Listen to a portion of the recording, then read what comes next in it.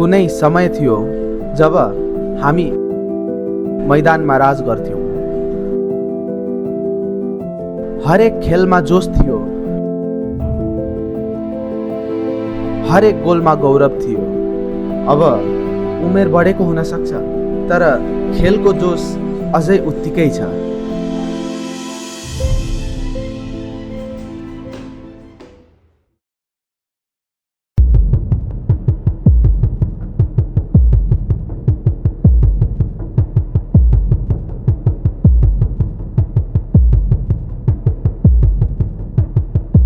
आउनुहोस् फेरि मैदानमा पुराना साथीहरूसँग नयाँ सम्झनाहरू बनाऊ र आफैलाई फेरि साबित गरौँ।